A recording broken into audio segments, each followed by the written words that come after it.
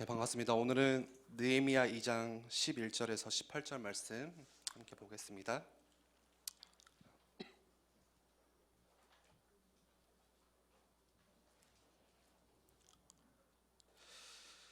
지금 11월 달 계속해서 느헤미야 말씀을 나누고 있고 12월 20일까지 느헤미야 말씀 캠프를 계속 진행을 할 겁니다. 그래서 여러분들 묵상지 그 주보 뒤에 오늘 또 묵상지를 좀 적어놨는데 그거는 여러분들 뭐 숙제같이 뭐 부담을 짐을 주려고 하는 게 아니라 여러분들이 진짜 이번 기회에 느헤미야 말씀을 통하여서 하나님께서 나에게 뭐라고 말씀하시는지 또 나에게 정말 원하시는 것이 무엇인지 여러분들의 삶의 방향과 또 목표들을 다시 세워보는 좀 시간들이 됐으면 좋겠고요. 또 예배 마치고 반별 모임 할 때는 반 렘넌트들과 그거 가지고 같이 이야기하시면서 또 같이 기도해 주시고 하면 좋을 것 같습니다. 예, 잠을 좀 깨시고요. 예, 여러분들 몇 시에 잤죠? 예, 제가 어제 일찍 자라고 했는데 혹시 뭐 새벽 3시, 4시 자면은 당연히 잠이 오겠죠. 그래서 토요일 날 저녁에는 양심적으로다가 여러분들 좀만 일찍 12시에는 좀 누워서 핸드폰 좀 던져놓고 여러분들 예배를 같이 준비했으면 좋겠습니다. 우리 잠을 깨고 같이 우리 느헤미야 2장 11절에서 18절까지 우리 목소리 내서 한 절씩 저 한 절 여러분 한 절 교독하겠습니다. 저 먼저 읽을게요. 내가 예루살렘에 이르러 머무른 지 사흘 만에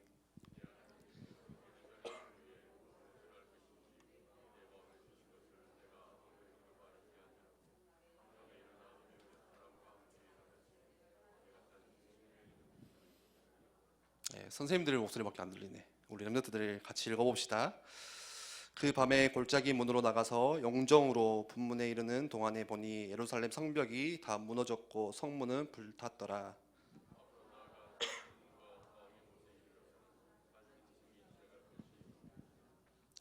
그 밤에 시내를 따라 올라가서 성벽을 살펴본 후에 돌아서 골짜기 문으로 들어와 돌아왔으나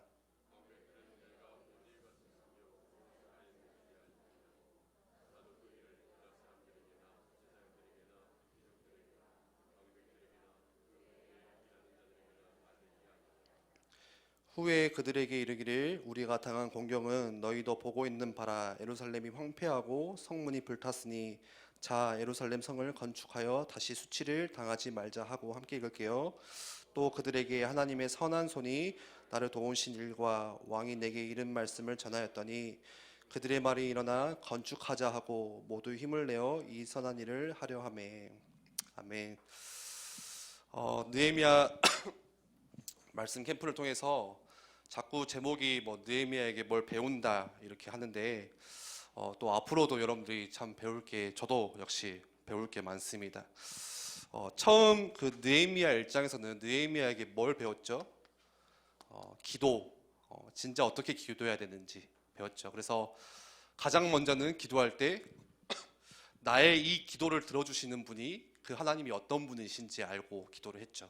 크고 두려우신 하나님, 그 하나님은 자비로우신 하나님. 예. 자비롭다는 말은요, 참 저는 묵상할수록 너무 은혜가 되더라고요.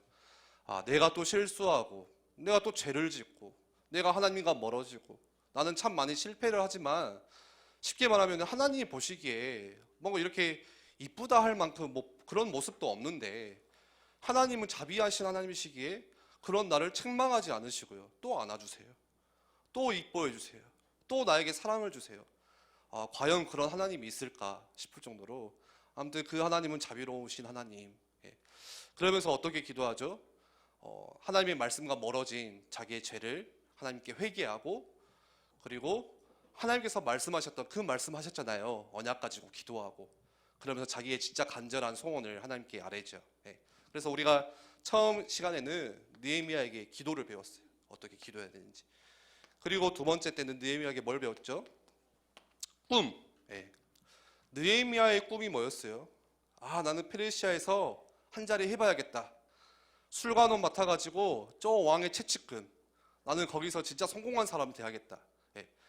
다시 말해서 성공이 꿈이 아니라 느헤미야의 꿈은 무너진 성전의 예배. 나는 이거 회복해야겠다. 이 예배가 무너지니까 이스라엘 사람들이 다 능욕당하고 수치당하고 다 실패하고 있구나. 그래서 나는 이 예배를 세우기 위해서 무너진 성벽부터 다시 세워야겠다. 그게 느헤미야의 꿈이었어요. 예. 그러면서 지난주에는 뭐였죠? 느헤미야에게 뭘 배웠죠? 도대체 느헤미야 마음 한가운데 뭐가 있었냐? 예. 뭐가 있었길래 이 꿈을 가질 수가 있었냐? 예. 느헤미야의 중심은 뭔 중심이었죠? 사람 중심이 아니라 일 중심이 아니라 하나님 중심. 예. 그리고 하나님을 사랑하기 때문에 그 하나님을 예배하는 중심. 이 두 가지 중심이 느헤미야 가운데 항상 불타올랐기 때문에 느헤미야의 평생의 꿈은 나는 이거 하다 가야겠다. 뭐요? 나는 예배자로, 성벽 세우는 자로. 예. 우리가 이 느헤미야 말씀을 통해서 렘넌트들이 진짜 이거 같이 우리가 배워갔으면 좋겠어요. 예. 오늘 나의 꿈이 뭔지, 예. 여러분들의 꿈을 말씀 통해서 다시 설정을 하고요. 또 내가 지금 사람 중심인지, 나 중심인지, 성공 중심인지, 내가 뭔 중심인지 도대체. 그래서 지난주에 그거 하기로 했죠. 여러분들의 우선순위는 뭔가. 지난주에 당장 어떤 렘넌트가 저는 사랑하는 남자친구가 우선순위예요 하더라고요. 그래서 말은 못하고 속으로 그 남자친구 1년도 안 갈걸 내가 이랬거든요. 예. 영원하지 않아요. 영원한 거 따로 있어요. 예. 오늘은 뭐냐? 느헤미야에게 뭘 배우죠? 예. 때를 배운다. 같은 단어로 뭐 시기일 수도 있고 또 시간표라고도 이렇게 말할 수 있을 것 같아요. 예. 사람마다 중요한 시기가 있고 때가 있는 법이죠. 치고 빠질 때가 있어. 쉽게 말하면 내가 이거를 해야 될 때가 있고 멈춰야 될 때가 있고, 내가 이 말을 해야 될 때가 있고. 주영이냐? 그 벽에서 고개 한 10cm만 떼시고. 예. 지금 자야 할 때가 아니에요. 지금은 여러분들 하나님 앞에 예배해야 할 때예요. 오늘 이 시간에는. 그쵸? 예. 여러분들 지금 핸드폰 할 때가 아니야. 때를 알아야 돼. 때를. 지금 여러분들 사랑하는 남자친구를 떠올릴 때가 아니야. 아침에 내 자다가 이제 와서 화장을 고칠 때가 아니라니까. 예. 여러분들 예배할 때야. 예배할 때. 예. 아무튼 때가 중요해요. 예를 들어서요, 농부가 농사를 짓는데 농사를 짓는 때가 중요해요. 그러겠죠. 농부가 씨를 가져다가 아무 때나 씨를 뿌리면 안 돼요. 씨를 뿌려야 할 때가 있어요. 따뜻한 봄날에 이 씨앗이 잘 심겨지도록 땅이 충분히 이렇게 준비되었을 때, 경작이 되었을 때, 그때 씨를 뿌리죠. 그리고 추수할 때가 있어요. 추수를 겨울에 하면 농사가 망해요. 가을에 충분히 벼가 무르익었을 때, 그때 추수를 해야 될 때가 있어요. 때. 나무가 자라나는데 나무가 때가 있어요. 나무가 어떤 때가 있냐? 나무는요, 날씨가 좋은 날에 성장하고 추운 겨울날에는 성장하지 않고 단단해져요. 우리 인생과 비슷해요. 우리 인생도요, 성장할 때가 있고 또 때로는 시련 때문에, 고난 때문에, 문제 때문에 우리 삶이 단단해질 때가 있어요. 마음이. 나무도 그렇거든요. 그러면서 나무가 나이테를 만들어가요. 레벨업을 하는 거죠. 쉽게 말하면. 오늘 특별히 추수감사주일이죠. 그렇죠? 하나님께 감사의 제목을 찾았으면 좋겠는데, 나무가 풍성한 열매를 맺는 것도 전부 때가 있어요. 아무 때나 열매를 맺지 않아요. 어떡하죠? 겨울에는요, 봄에 꽃이 잘 피도록 나무의 가지를 쳐줘야 돼요. 그 가지마다 꽃이 다 피면요, 좋은 열매를 맺지를 못해요. 그래서 이 가지에 충분히 맺을 수 있는 열매가 어느 정도 될까, 그걸 보면서 잘 자랄 수 있도록 가지도 쳐줘야 되고, 봄에는 꽃이 피면은 또 꽃을 따줘야 돼요. 꽃이 이쁘다 다 놔두면은 열매가 제대로 익지를 않아요. 꽃을 따주기도 하고 나무 밑에 있는 잡초를 뽑아주기도 하고 영양분을 뺏어가는 그런 때가 있어요. 그리고 가을에는 풍성한 열매를 맺어요. 이 열매를 따야 되는 때가 있어요. 너무 일찍 따도 안 되고 너무 늦게 따도 안 돼요. 너무 일찍 따면 과일이 안 익겠죠. 너무 늦게 따면요, 그때는 이미 겨울이 돼서 과일이 다 나무에 떨어져 있고 먹지를 못해요. 때가 있는 법이에요. 여러분들 인생도 마찬가지예요. 때가 있어요. 내가 지금 뭘 해야 되는지, 내가 지금 어느 때인지 아는 게 내가 오늘 뭘 해야 되는지를 말해줘요. 그러겠죠. 학교 다닐 때는 뭐 해야 될 때예요? 당연히 학생일 때는 당연한 거예요. 이거는 공부할 때예요. 공부할 때. 밖에서 막 돈이 좋다고 밖에서 돈 벌러 다닐 때가 아니에요. 물론 너무 가정이 힘들어서 나는 내 가정에 내가 이거를 먹고 살려야 된다 해서 그런 거는 괜찮아. 그런 거는 이해할 수 있지만 통상적으로 보통적으로는 내가 아무리 돈이 좋다고 해서 학교 안 가디고 알바하러 다니고 일하러 다니고 그럴 때가 아닌 거예요. 사람의 나이에 따라서 시기에 따라서 다 때가 있는 법이에요. 지금은 우리 학생일 때는 지금 학창 시절에는 준비해야 되는 때예요. 그때를 놓치면요 나중에 가서 힘들어져요. 앞으로 팍 차고 나가야 될 때 그때 나는 준비를 해야 돼. 엄청 힘들어지는 거예요. 예. 제가 군대를 남들보다 조금 늦은 나이에 갔어요. 보통은 21살 이렇게 대학교 1학년 마치고 이렇게 많이 가잖아요. 남자들이. 근데 저는 25살에 갔어요. 그 이유는 알죠? 어쩔 수가 없었어요. 삼수, 사수를 했기 때문에. 저는 대학교 1년 마치고 간 거예요. 그래서 25살에 갔는데 군대 갈 때 주변에서 막 했던 말들이 저한테 야 군대 일찍 가야 된다고 맨날 그 말을 하는 거예요. 하루라도 일찍 가야 된다고. 저는 그 말이 도대체 뭔지를 모르겠어요. 근데 군대를 딱 가는 순간 첫날 바로 깨달았어요. 아, 왜 군대를 형들이 친구들이 일찍 가라고 하는지 알겠다. 단순히 그 나이 어린 친구들하고 같이 있어서 그게 아니라 군대를 다녀와야 내 마음가짐도 달라지고 군대를 갔다 와야 뭔가를 시작하더라도 제대로 시작할 수 있겠구나. 군대에서 좀 많은 걸 배웠거든요. 마찬가지로 다 때가 있는 법이에요. 여러분들 오늘 말씀을 잠깐 볼까요? 느헤미야가 뭘 알고 있었냐? 때를 잘 알고 있던 사람이었어요. 그런데 그 때가 그냥 단순히 내가 좋아하는 때, 내가 생각하기 좋은 때, 세상이 말해주는 그 세상의 가치관 가지고 야 이때다 그 타이밍이 아니라 느헤미야가 어느 때를 알고 있었냐? 내 위주가 아니라요. 하나님의 때를 알고 있었어요. 하나님의 때. 하나님의 입장에서, 하나님의 기준에서, 하나님의 중심에서 지금 나에게 무슨 때를 말씀하시는지 그걸 알았던 사람이에요. 오늘 말씀을 잠깐 볼게요. 12절 우리 읽었죠. 12절 앞부분에 보니까 이렇게 말씀해요. 내 하나님께서 예루살렘을 위해 무엇을 할 것인지 내 마음에 주신 것을 어떻게 했죠? 내가 아무에게도 뭐라고요? 말하지 아니하고. 지금은 말할 때가 아니라는 걸 알았어요. 지금은 말해야 되면 안 되는 때구나. 느헤미야가 그걸 알았거든요. 하나님께서 내게 주신 것이 있어요. 느헤미야 마음에. 그런데 그거를 지금 이야기할 때가 아니에요. 하나님께서 내게 주신 거 있다고 그거 막 신나가지고 떠벌리고 다닐 때가 아니라는 거예요. 느헤미야가 그 하나님의 때를 알았어요. 그 전에도 느헤미야가 어떻게 하죠? 동생 하나니에게 성벽이 무너졌다는 그 소식을 듣고 수일간을 슬퍼하면서 금식하면서 기도하잖아요.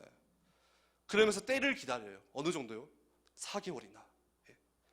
느헤미야의 직업상 술 맡은 관원이기 때문에 매일 왕을 만날 수가 있었어요. 그럼에도 그 왕한테 바로 가서 내가 지금 힘들어요. 저 예루살렘 가야 돼요. 그거를 말하지 않고 4개월 동안을 기도하면서 기다렸어요. 때를 찾았어요. 하나님 어느 때일까요? 아침일까요? 밤일까요? 내일일까요? 계속 기도하면서 느헤미야가 때를 알았던 사람이죠. 그리고 그 페르시아에서 예루살렘까지 지난주 말씀이죠. 왕에게 허락을 받고 그 기회를 찾고 저 페르시아에서 예루살렘 약 1300km에서 1600km 되는 거리를 3개월 동안 4개월 동안 걸어갔을 거예요. 계속 이동했을 거예요. 그런데 도착해서 내가 왜 왔는지 이야기를 안 해요. 그리고 12절 뒷부분에 볼까요? 또 느헤미야가 어떤 때를 알았냐? 밤에 일어나 몇몇 사람들과 함께 나갈새 내가 탄 짐승 외에는 다른 짐승이 없더라. 여러분도 한번 이렇게 그 동화처럼 한번 이렇게 머릿속에 이미지를 한번 생각해 보세요. 밤에 사람이 자고 있는 그 밤에 아주 조용한 그 밤에 많은 사람도 아니고 몇 명의 사람들과 같이 어디를 갔어요? 조용히 예루살렘이 진짜 무너졌는지 내가 소식을 들었는데 그거를 확인하러 그때 가요. 느헤미야가. 여러분들 그 학자들은 아마 느헤미야가 탄 짐승 오늘 나왔잖아요. 뭐 나귀를 타고 갔을 것이다 이야기를 하거든요. 참 재밌는 사실은 느헤미야가 얼마나 이 때를 잘 알던 사람인지 한번 생각해 보세요. 원래 같으면요, 페르시아에서 패권 국가에서 그것도 제일 성공한 사람이야. 예. 술 맡은 관원, 왕의 최측근, 지난주에 말씀 나눴죠. 얼마나 성공했는지 오늘날 할 것 같으면 대통령의 비서실장 할 정도로 성공한 사람이에요. 그리고 왕이 느헤미야가 예루살렘 간다고 하니까 어떻게 해요? 나무도 가져가게 만들고 군사도 가져가게 만들고 데리고 가면서 야, 편안하게 가라 하잖아요. 그럴 것 같으면, 저 같으면, 우리 같으면은 어떻게 가요? 막 빵빠레를 울리면서 말 100마를 타고 막 날그락 날그락 하면서 막 소리를 내면서 내가 드디어 돌아왔다 하면서 막 플랜카드 막 걸고, 내가 페르시아에서 이렇게 성공해서 이제 너희들 도와주러 왔다 막 이렇게 할 수도 있잖아. 느헤미야가 얼마나 겸손하고 때를 알았던 사람이지, 아, 지금은 그럴 때가 아니다. 예. 조용히, 언제요? 다 사람들이 자고 있는 그날 밤에 몇몇 사람들과 나귀 한 마리 타고 그 예루살렘 성을 보러 가요. 진짜 무너졌는지, 얼마나 성벽에 불탔는지. 그리고 성벽을 둘러보죠. 이야기 듣던 대로 진짜 이 성벽이 너무 무너졌구나, 성문이 다 불탔구나, 저렇게 사람들이 유린당하고 있구나, 그걸 느헤미야 가서 직접 확인을 해요. 그리고 한번 16절 보세요. 16절에 뭐라고 하죠? 방백들은 내가 어디 갔었으면, 돌아왔어요. 그걸 보고 느헤미야가 돌아왔어요. 방백들은 내가 어디 갔고 무엇을 하였는지 알지 못하였고, 말을 안 하니까 나도 그 일을 유다 사람들에게, 또 제사장들에게나 귀족들에게나 방백들에게나 그 외에 일하는 자들에게 알리지 아니하다가, 말을 안 하다가 드디어 때가 된 거예요. 17절에 뭐죠? 후에 그들에게 이르기를 우리가 당한 공경은 너희도 보고 있는 바라. 예루살렘이 황폐하고 성문이 불탔으나 자, 예루살렘 성을 건축하여 다시 수치를 당하지 말자 하고, 때가 되니까 느헤미야가 그때 4일 동안 계속 예루살렘 성을 돌아보고 밤에 조용히 지켜보다가 때를 기다리고 있다가, 이제 하나님의 때가 됐다 기도하면서, 그러니까 17절부터 이야기를 하는 거죠. 왕 앞에서도 때가 됐을 때 이야기를 했고요, 이때도 마찬가지예요. 때를 잘 알던 사람이었어요. 그래서 18절에 뭐라고 하죠? 또 그들에게 뭘 이야기를 하죠? 하나님의 선한 손이 나를 도우신 일과 이야기하죠. 또 어떤 이야기를 하죠? 왕이 내게 이른 말씀을 전하였더니, 야, 페르시아 왕이 나에게 이거 성벽 지으라고 나를 보냈다, 나무도 가져가게 하고, 그런 일들을 다 이야기를 하는 거예요. 이제 그들의 말이 일어나 건축하자 하고 모두 힘을 내어 이 선한 일을 하려고 하매, 오늘 말씀이 이렇게 진행이 됩니다. 하나님의 때가 왔다고 느헤미야가 이스라엘 사람들에게 말하는 거예요. 성벽이 무너져서 너희들이 지금 계속 능욕당하고 있고, 성전의 예배가 무너져서 계속 수치당하고 있고 환난당하고 있지 않냐. 드디어 이제 하나님의 때가 왔다. 이제 우리 뭐 해야 된다? 성벽 세워야 된다. 그리고 느헤미야 3장부터요 당장 성벽을 짓기 시작해요.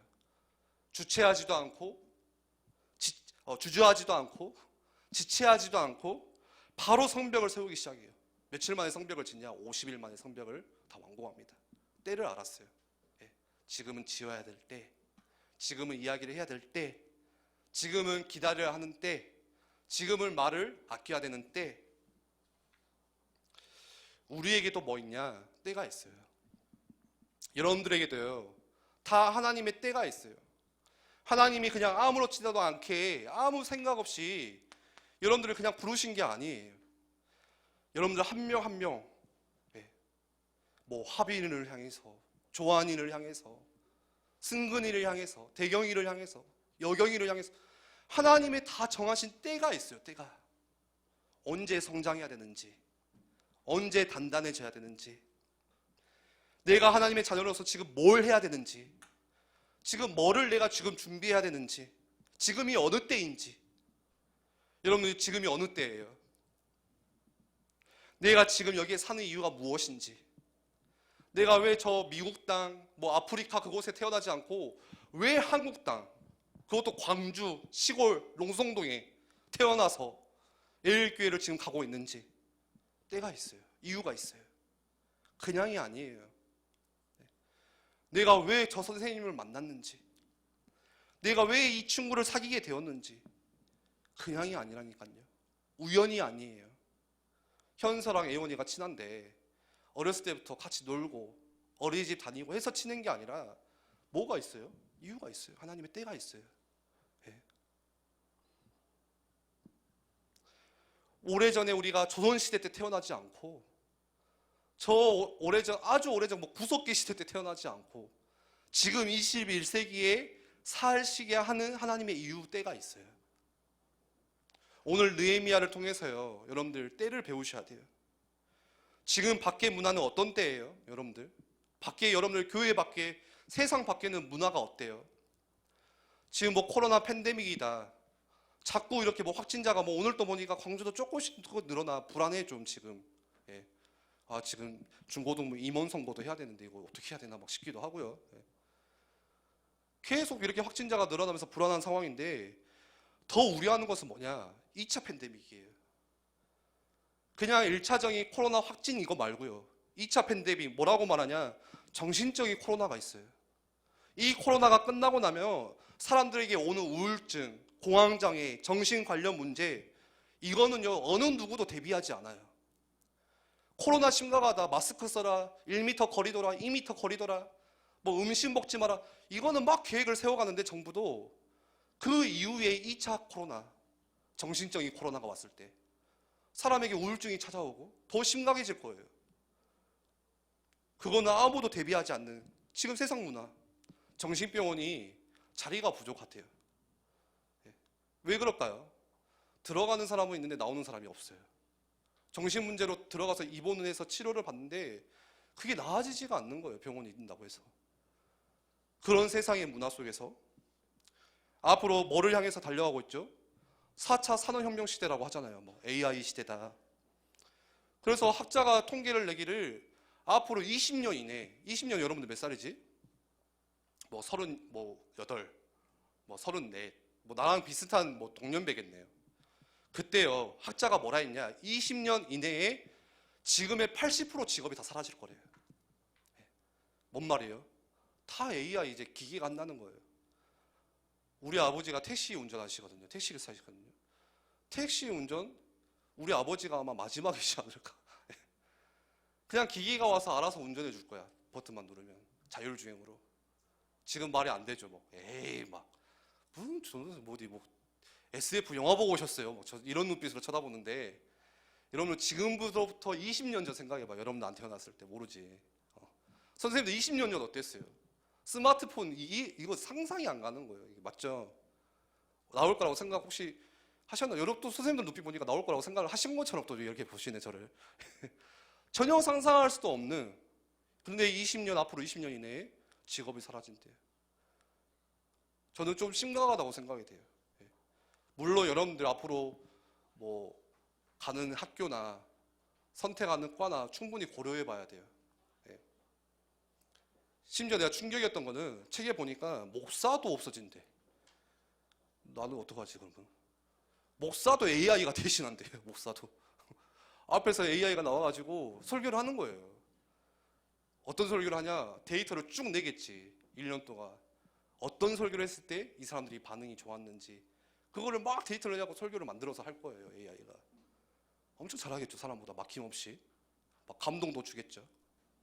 그런데 심각한 거는 뭐냐? 그때 사람들에게 찾아오는 영적인 문제가 분명히 있어요.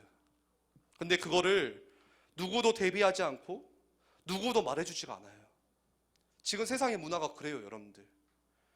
여러분들 지금 코앞에 있는 수능이 문제가 아니에요. 코앞에 있는 시험이 문제가 아니라니까요. 지금 이러한 세상 문화 가운데 나는 뭐 해야 될까? 나는 뭘 준비해야 될까? 오늘날 때는 어떤 때예요? 하나님을 전면적으로 거부하는 문화들이 자꾸 올라오고 있고 영화가, 유튜브가, 미디어들이 그런 거를 만들어내고 있고 정부는 동성애 합법화를 말하고 있고 점점 하나님의 말씀과 창조 질서와 반대되는 문화들이 자꾸 올라와요. 그게 여러분들 가운데 계속 들어가는데 나중에 이제 혼란이 오기 시작해요. 이게 맞나? 저게 맞나? 여러분들 생각이 바뀌기 시작할 거예요. 여러분들이 동성애 아니지 반에서 이야기하면 여러분들 반 친구들이 이상하게 쳐다볼 거예요. 저 진짜 이상한 놈이네. 앞으로 문화가 그렇게 만들어지거든요. 그러면은 여러분들 그러한 때에 뭐 해야 돼요, 우리가? 느헤미야는요, 무너진 성벽을 세웠어요. 우리는 뭐 해야 되냐? 우리는 무너진 교회를 세워야 돼요. 뭐 해야 되는 때예요? 다음 세대의 소망인 여러분들, 바로 여러분들, 렘넌트를 세워야 되는 때예요. 렘넌트를 일으켜 세워야 되는 때예요. 우리 교사들이 이 렘넌트를 준비해야 되는 때예요. 예. 여러분들, 구약 시대의 성전은 신약 시대의 오늘날 뭐예요? 교회예요. 느헤미야가 알았잖아요. 아, 교회가 무너지니까, 성전이 무너지니까, 예배가 무너지니까, 성벽이 다 허물어지니까 전혀 예배가 안 되고 있구나. 그래서 이스라엘 사람들에게 실패가 찾아오구나. 문제가 찾아오고 저주가 찾아오구나. 나는 이거 해야겠다. 예. 오늘날은요, 그게 교회예요. 여러분들, 교회가 얼마나 많은지 몰라요. 제가 사는 그 동네만 해서, 유일가든 북구 독림동만 해서 집 앞에 교회가 5개가 있어요. 5개가. 먼 교회, 먼 교회, 먼 교회. 예. 그런데 중요한 것은 우리나라의 80~90% 교회가 미자립이에요. 힘이 없어요. 그래서 교회가 세상 가운데 복음을 전파하고 렘넌트들을 세우고 다음 세대를 준비해야 되는데, 그 일 하지 못하고 어떻게 하면 자립할 수 있을까? 그것만 하다가 교회가 시간이 지나가요. 그러는 사이에 세상의 문화는 점점 몸뚱이가 커져가고 있어요. 여러분들, 뭐 해야 될까요? 우리가 무너져가는 교회 세우셔야 돼요. 단순히 뭐 건물이 무너졌다, 보여지는 무너졌다, 그거 아니라 자꾸만 사라져가고 있는 진짜 우리의 마음 단계의 뜨거운 예배가 없어지고 있는 참된 영적인 부흥을 위해서 우리가 진짜 이 교회 세워야 된다.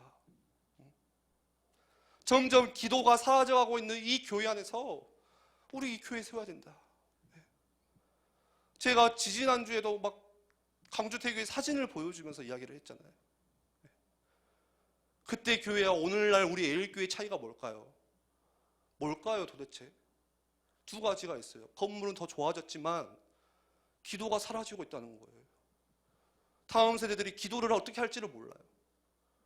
기도하지를 않아요.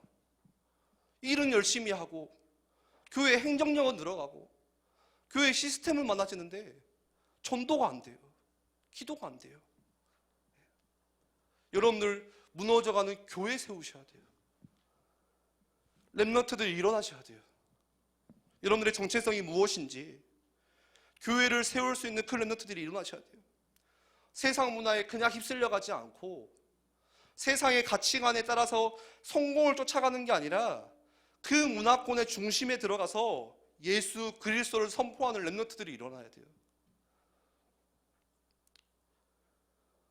어떤 목사님이 그러더라고요. 개척을 해서 교회를 하는데 얼마나 힘든지, 성도님들이 조금씩 모여지기 시작하는데 교회 안에서 여러분들 막 갈등 많잖아요. 막 싸우기도 하잖아. 서로 마음이 안 맞아서. 그렇죠? 네. 그러니까 이 사람들이 싸우니까 이 사람들이 마음 상하고 다 싸우잖아요. 여러분들도 막 싸우잖아요. 친구들끼리 왕따시키고. 그러니까 교육자가 가서 풀어주는 거야. 야, 괜찮아. 야, 그 친구가 그렇게 이야기한 거 괜찮아. 이 친구 가서 풀어주고, 이 친구 가서 또 오해 풀어주고, 또 저 친구 교회 안 나오니까 찾아가서 또 힘주고 하다 보니까 30년이 그냥 갔대요. 그 목사님이 아차 싶었대요. 시간 지나고서.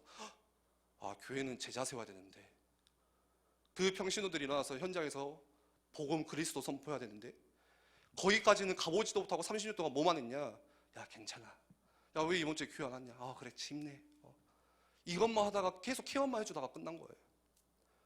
잠깐 그 이야기를 듣다가, 아, 어쩌면은 내가 그렇게 할 수도 있겠구나.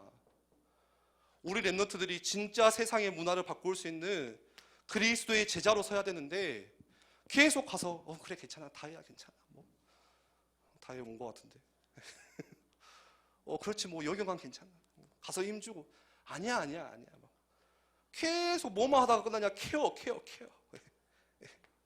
케어가 뭔지 알죠? 보호해주고 돌봐주는 거, 어린아이 타는 거, 그것만 하고 있다가 끝나지 않을까라는 생각. 렘넌트들이요, 다음 세대에 일어나셔야 돼요. 사자의 야수성을 가지셔야 돼요. 세상을 여러분들이 뒤바꾸셔야 돼요. 그게 여러분들이 하나님이 부르신 목적이에요. 내가 해야 될 일이에요. 우리 렘넌트들이 이전의 기성세대들처럼 내가 돈 때문에 시험 들고 돈 때문에 두려워 떨고 내가 돈 때문에 실패하고 돈 때문에 안 되고 그렇지 않고 진짜 하나님께서 주시는 복을 받고 그렇게 클 수 있는 후대들을 우리가 만들어야 돼요. 내가 이 빛의 경제도 장악하고 불가능한가요? 불가능할 것처럼 보이기도 하죠. 근데 성경에서는 가능하대요. 하나님이 빛의 경제를 부어주시면 된대요. 언제요? 내가 하나님께 방향 맞췄을 때요. 한번 여기 여러분들 오래 해보시지 않겠어요? 진짜 맞다면요. 여러분들이 기성세대들처럼 그렇게 따라가지 않고 내가 진짜 복음 위해서 헌신하고 여러분들 각자에게 주신 전문 분야 그거 가지고 그 깊숙한 문화에 들어가서 여러분들이 문화의 흐름도 바꾸시고 우리 렘넌트들이 이렇게 가야 돼요. 우리 교사들과 제가 중고등부에서 우리가 같이 이 사역들을 해야 돼요. 렘넌트들에게. 그렇기 때문에 뭐 발견하겠냐? 우리에게 하나님이 주신 것이 있어요. 내가 하나님의 일을 위해서 뭐 해야 될까? 하나님이 주신 거 발견하고 그거 가지고 하면 돼요. 쉽죠? 오늘 12절 말씀에도 보니까 느헤미야에게 뭐 있었냐? 내 하나님께서 예루살렘을 위해서 무엇을 할 것인지 내 마음에 주신 거 있었대요. 느헤미야 마음에 주신 거 있었죠. 마찬가지로 우리 인생에도 여러분들이 하나님께서 해야 할 것을 다 주셨어요. 우리는 그거 하다가 가면 되는 거예요. 이 세상 떠날 때 우리는 그것만 하면 돼요, 그냥. 그런데 그게 없으면요, 뭐 해야 되냐? 방황해요. 이것도 해야 되고 저것도 해야 되고. 우리는 슈퍼맨도 아닌데 다 해야 돼. 그걸 방황이라고 하거든요. 정작 하나님이 주신 거는 잘 못하면서 이것도 저것도 다 해야 되는 거예요. 하나님이 우리 마음에 주신 거, 나에게 주신 거 있어요. 우리는 그것만 하면 돼요. 많은 거 할 필요가 없어요. 많은 거는 뭐냐? 내 욕심이에요. 내가 하려고 하다 보니까 이것도 해야 되고 저것도 해야 되고, 그거는 하나님이 주신 것을 내가 발견을 못한 거예요. 여러분들 올림픽을 준비하는 국가대표 선수가 해야 할 거 있어요. 뭐예요? 목표가 뭐예요? 내가 올림픽에 나가서 금메달 따는 거. 그 해야 될 일이 있기 때문에 희생도 할 수 있고, 아침에 일찍 일어나는 것이고, 체중 관리도 하고, 힘들지만 운동도 하는 것이고, 그러니까 그 국가대표에게 이런 일 저런 일 다가와도 흔들리지 않아요. 왜요? 자기가 해야 될 거를 찾은 거야. 그리고 그 일을 위해서 우리 각자에게 하나님이 주신 거 있어요. 그게 뭐냐? 그게 나. 뭐예요? 하나님이 만드신 나, 하나님이 주신 나의 것, 하나님이 나에게 주신 나를 보내신 나만의 현장, 여러분들 가정, 여러분들 학교, 이게 하나님이 주신 거예요. 하나님이 주신 거. 이거 가지고 뭐 해야 되냐? 교회 세우는 거예요. 우리는 느헤미야처럼. 느헤미야 마음에 주신 것 가지고 느헤미야는 성벽 지었어요. 우리 마음에 주신 것 가지고, 나에게 주신 나의 것, 나의 현장 가지고 우리는 그거 가지고 교회 세우는 거예요. 여러분들 각자의 재능이 다르죠.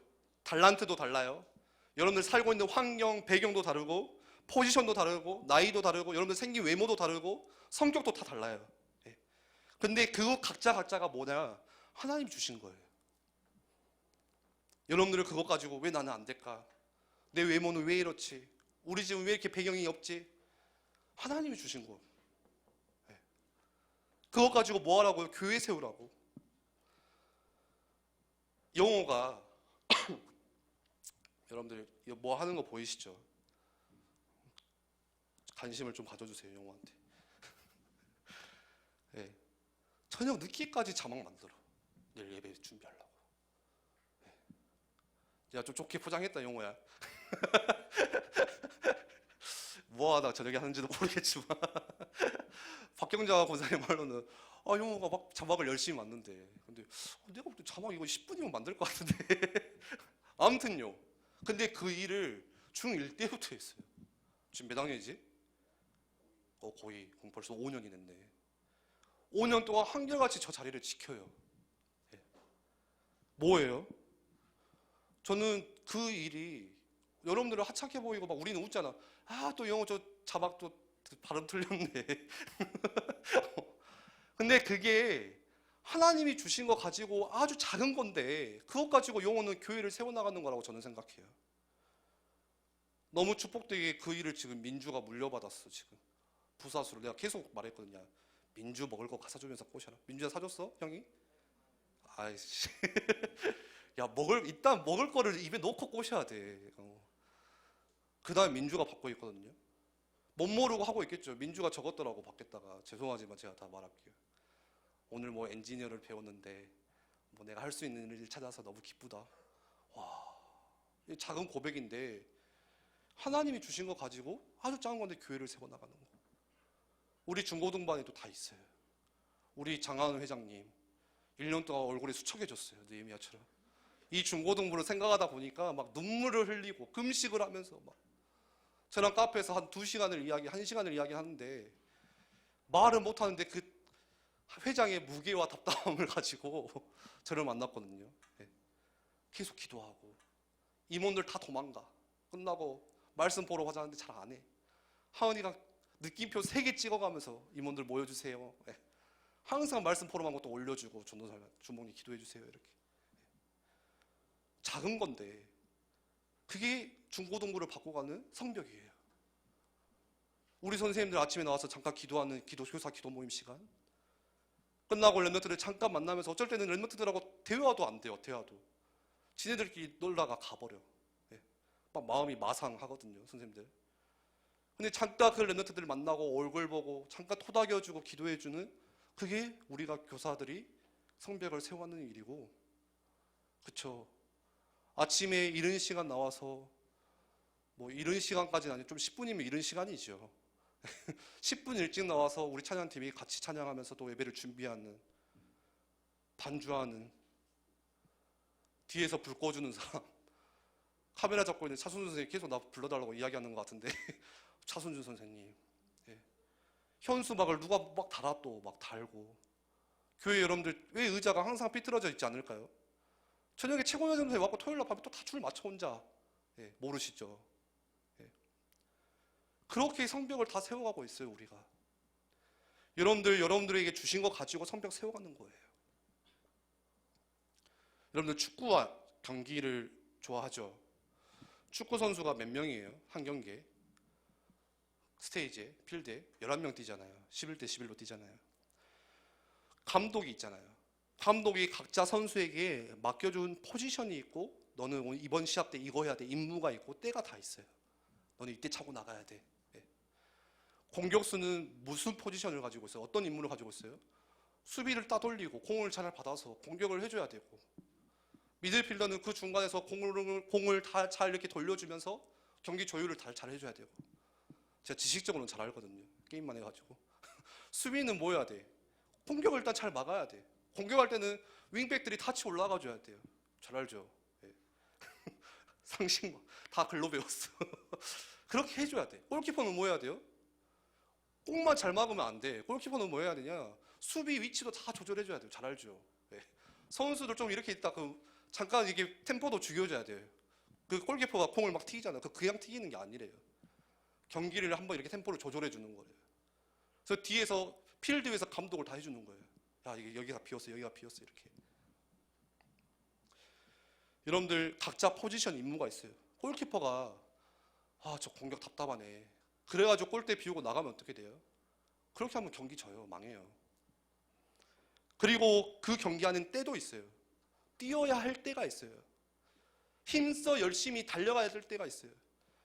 멍청한 놈이 경기 시작하자마자 90분 동안 나는 막 뛰어다녀. 막 공만 쫓아서. 그러면요, 한 20분 가다가 다 지쳐요.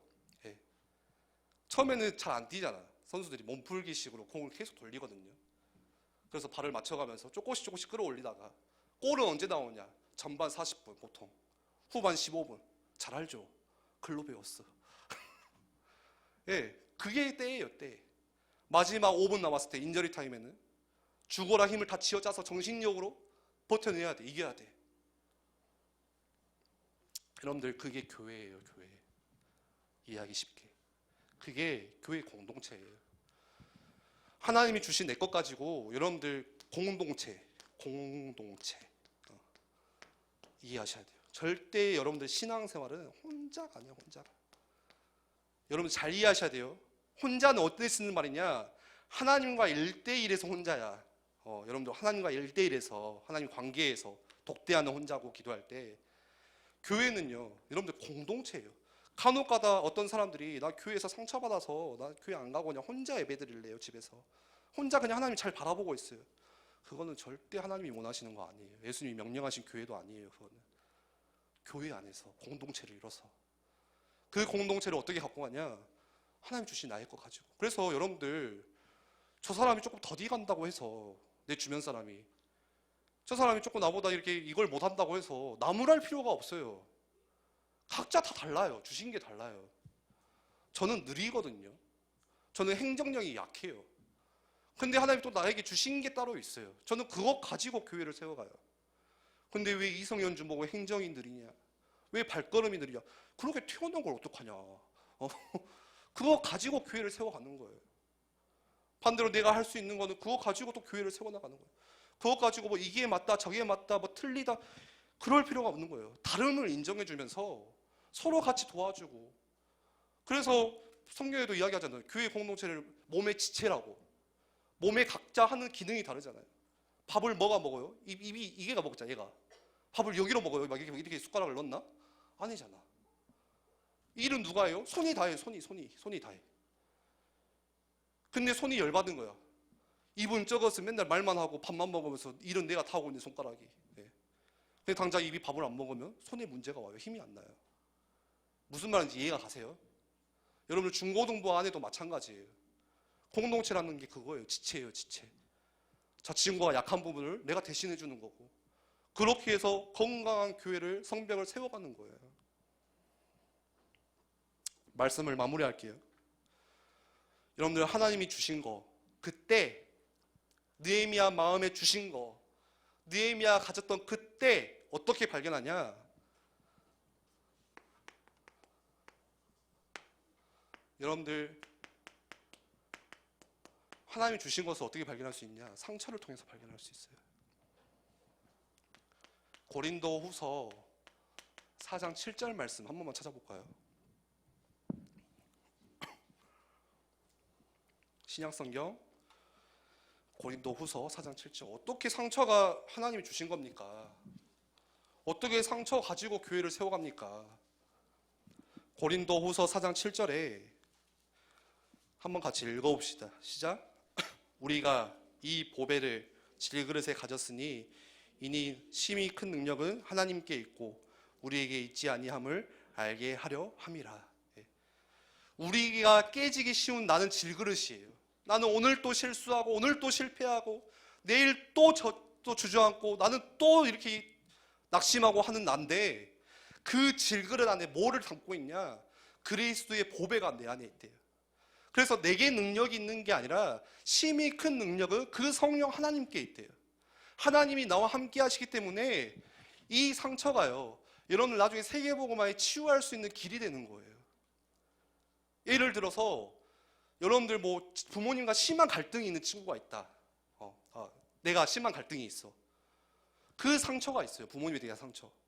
그 상처를 진짜 누군가 치유할 수 있냐? 상대방이 가정에 뭔가 그런 문제를, 똑같은 나한테 문제를 가졌다. 내가 가서 치유할 수가 있는 거예요. 상처가 하나님이 나에게 주신 거예요. 보통 여러분들 집에 뭐 상처들 있잖아요. 저도 아버지에 대한 상처가 많아요. 그래서 내가 랩런트들을 만날 때 특히 아버지에 대한 상처가 있는 랩런트들하고 이야기를 하면 제가 일주일 이야기가 많아요. 기도할 제목들이 많아져요. 여러분들 하나님이 나에게 주신 거 뭐냐? 상처라는 거였어요. 그게 야, 네 고생해라, 네 거기서 눌러 앉아라 사는 게 아니라 그 상처가 발판이 돼서 여러분들 교회 세워나갈 수 있는 밑거름이 되는 거예요. 그리고 어떻게 우리가 나에게 주신 거 발견하냐? 말씀이에요. 말씀. 이거밖에 없어요. 내가 하나님 말씀을 듣고 하나님 말씀 또 들을 때 그 말씀 가운데 하나님께서 내게 뜻을 보여주시고 내게 주신 것이 무엇인지, 때가 어느 때인지 알게 하세요. 말씀 가운데. 여러분들 이것 가지고 교회 세워가시는 거예요. 지금 렘넌트는 어느 때냐? 준비해야 될 때예요, 여러분들은. 네. 하나님을 인격적으로 만나야 될 때예요, 청소년 시기 때. 인격적인 만남은 뭐냐? 사람과의 만남과 같아요.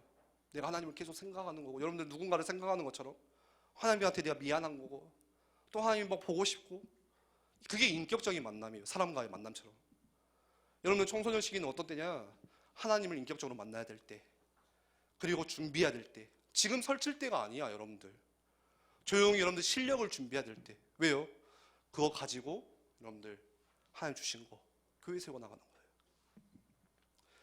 그리스도가 선포될 때 재앙이 무너지고, 그리스도가 선포될 때 흑암이 꺾이고, 그리스도가 선포될 때 가정이 살아나고 자녀들이 살아나고 여러분들을 내가 살아나요. 아시겠어요? 그래서 교회 세워야 돼요. 백범 김구 선생님이 그랬잖아요. 경찰서 10개 짓는 것보다 교회 하나 짓는 게 낫다. 훨씬 좋다. 계속 범죄자들 잡아다가 그래서 끝날 게 아니라는 거예요, 문제가. 교회가 세워져서 그리스도를 선포해야 재앙이 끝나는 거예요. 우리 같이 우리 말씀 기억하시면서 함께 찬양하기를 원합니다. 저는 이번 말씀 캠프를 통해서 느헤미야 말씀이요, 많이 어렵죠. 나에게 있어서 성벽이란 뭘까? 그게 되게 두리뭉실할 수 있고, 지금 나랑은 느헤미야랑은 전혀 상관없다고 생각할 수 있고, 도무지 나는 모르겠다고 생각할 수도 있어요. 어떤 렘넌트들은 예배 시작부터 끝까지 자고 전혀 말씀이 안 들리는 친구들도 있어요. 얼마나 마음이 황폐할까요? 너무 안타까워요. 그런데 저는 이 느헤미야 말씀을 한 주 한 주 같이 여러분들과 나누면서 진짜 뜨겁게 한 가지 기도 제목은 한 가지 있어요. 우리 렘넌트들에게 이 교회가 행복한 추억이 되었으면 좋겠다. 이 교회가 영적인 고향이 되었으면 좋겠다. 이 교회가 여러분들에게 있어서 어머니의 품과 같은 그런 품이었으면 좋겠다. 내가 저기 멀리 가서 떠나고 힘들었을 때라도, 내가 하나님과 멀어졌을 때라도 다시 생각나는 교회. 밤에 조용히 나와서 기도할 수 있는, 사람에게도 말할 수 없지만 하나님 앞에 나와서는 다 기도할 수 있는 그런 교회. 여러분들 그런 교회 여러분들 같이 세워가셔야 돼요. 여러분들 이 교회가 누구의 교회가 아니라 하나님께서 나에게 주신 현장, 세워가야 되는 교회, 응답의 현장이에요. 우리 같이 이 찬양으로 하나님께 찬양했으면 좋겠습니다.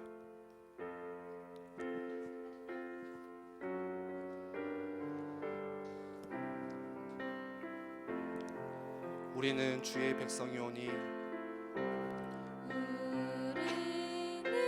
주의 백성이오니,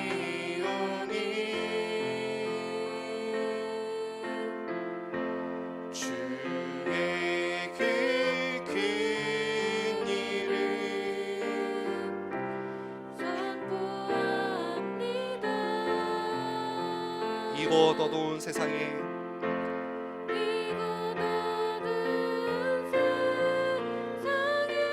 빛으로 부르셨네.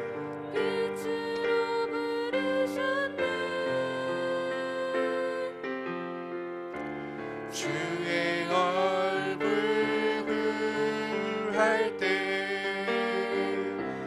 역사하소서. 교회를 세우시고,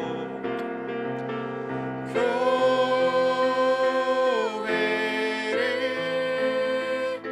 세우시고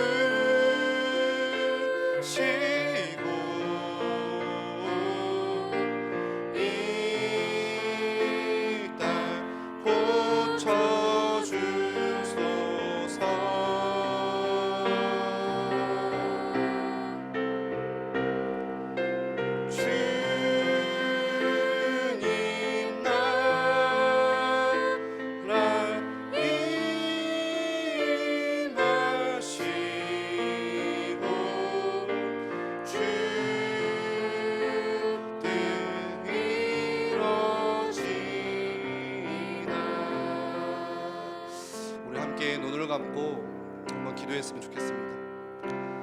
하나님, 정말 세상에 빛이 되는 교회가 세워질 수 있도록 자꾸 이 세상의 문화는 하나님을 거부하는, 정면으로 거절하는 그런 문화들이 일어나고 세상의 가치관들을 자꾸 우리에게 성공과 물질을 가르쳐 주는데 하나님이 여기에 도전할 수 있는, 그 문화에 들어가서 문화의 흐름을 바꿀 수 있는 진짜 교회가 일어날 수 있도록, 이 교회 안에 렘넌트들이 자라날 수 있는 렘넌트의 장이 일어날 수 있도록, 그래서 우리 중고동물 렘넌트들이 이 안에서 성장하고 이 안에서 하나님을 만나고 이 안에서 예수님을 만나고 하나님이 내게 주신 그 기능 가지고, 재능 가지고 이제는 세상에 나가서 복음 증거하고 현장을 살리고 친구들을 살릴 수 있는 그리스도의 제자로 설 수 있도록, 이 교회 같이 세워나갈 수 있도록 주께서 역사하여 주시옵소서. 이 시간을 같이 함께 기도하겠습니다.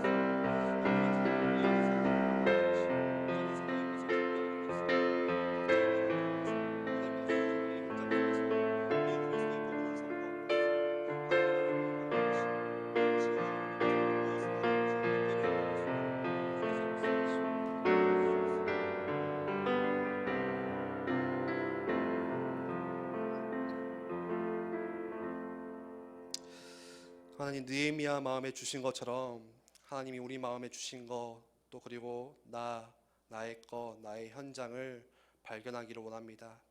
그래서 무너진 성벽을 다시 세우고 교회를 세워나가는 렘넌트로 설 수 있도록 주께서 역사하여 주시옵소서. 우리가 지금 무엇을 준비해야 되는지, 지금이 어느 때인지 우리 렘넌트에게 시대의 감각을 볼 수 있는 눈을 열어주시고, 세상의 가치관, 세상의 문화에 휩쓸려가지 않고 세상의 가치관과 문화를 살릴 수 있는 하나님이 원하시는 그리스도의 제자로 우리 렘넌트들이 설 수 있도록 주께서 역사하여 주시옵소서. 감사드립니다. 예수 그리스도 이름으로 기도합니다. 아멘. 우리 함께